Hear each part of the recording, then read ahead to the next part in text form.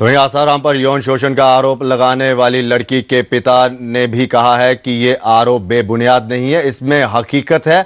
और आसाराम बापू ने जिस तरह से यह हरकत की है उसकी कड़ी उन्होंने आलोचना भी की है। अगर ऐसा कहते हैं, उनकी तो आदत हमेशा ऐसा ही कहते कह के बचते रहे। अगर ऐसी साजिश है तो सीबीआई जांच करा ली जाए। दूध का दूध हो जाएगा, पानी का पानी अलग हो जाएगा। वो कौन साजिश करता है वो भी पता चले। कोई अपनी ऐसे सरेआम अपनी बेटी की इज्जत उछालेगा, अपने घर की इज्जत बर्बाद करेगा। हमारे दोनों बच्चों का करियर बर्बाद हो गया, हमारी इज्जत मिट्टी मिल गई। आसाराम पर लगे आरोपों को लेकर नेताओं का क्या कहना है, आइए जानते हैं वो भी। ये ठग लोग हैं, चीटर लोग हैं, फ्रॉड लोग हैं। इनका शान शौकत ऐश्वर्य की इनकी जिंदगी देखिए, इनके पास जमीन देखिए, इनके पास दौलत देखिए, इनके पास हीरे जवाहरात देखिए, और इतने पैसे हैं। तो वही जो पैसा है और साकूत संपत्ति है उसको हासिल करने की ललक है, तो नाजायज ढंग से जो पैसा आता है तो अपने साथ कई तरह की बीमारियां लाता। भारतीय जनता पार्टी ने कभी भी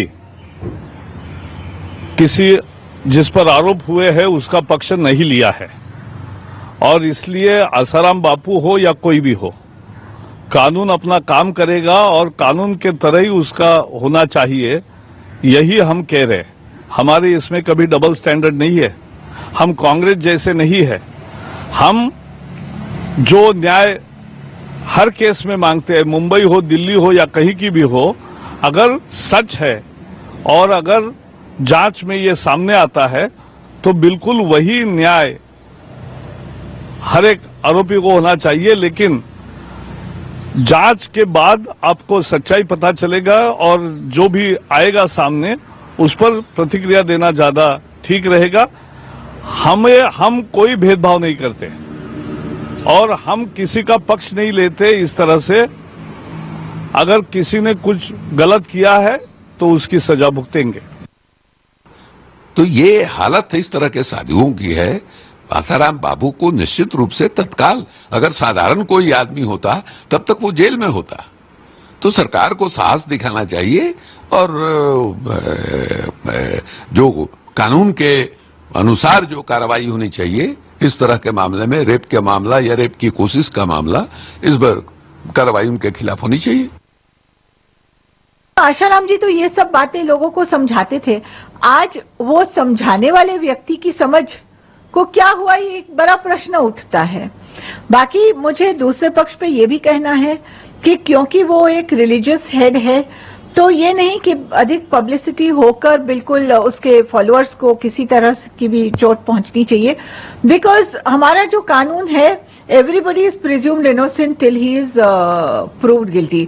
तो उनको कानून के साथ पूरी सहायता करनी चाहिए, रेगुलेटर्स और अथॉरिटीज के साथ पूरी तरह से सहयोग करके। और अगर वो सही है तो कानून बताएगा कि सही है, और अगर नहीं है तो जिस तरह से और कोई भी व्यक्ति को वो पनिशमेंट मिलना चाहिए वो इनको भी मिलेगा और मिलना ही चाहिए। ये बहुत शर्म की बात है।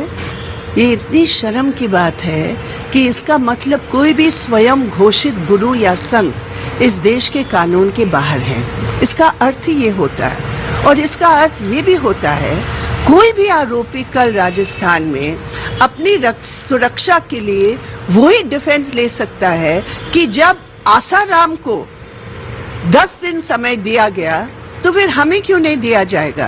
तो पूरा कानून का ढांचा जो पार्लियामेंट ने इतनी बहस के बाद और संघर्ष के बाद पारित किया है, वो एक कागज का टुकड़ा बन जाता है। आसाराम बापू को पुलिस हवाले अपने आप को करना पड़ेगा और जो भी जांच की प्रक्रिया है उसमें पूरी तरह से सहयोग करना पड़ेगा।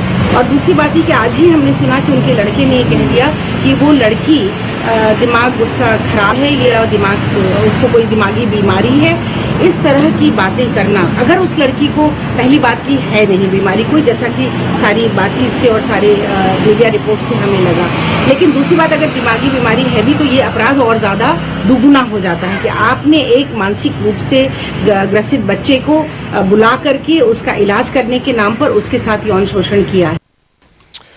हरियाणा में खाकी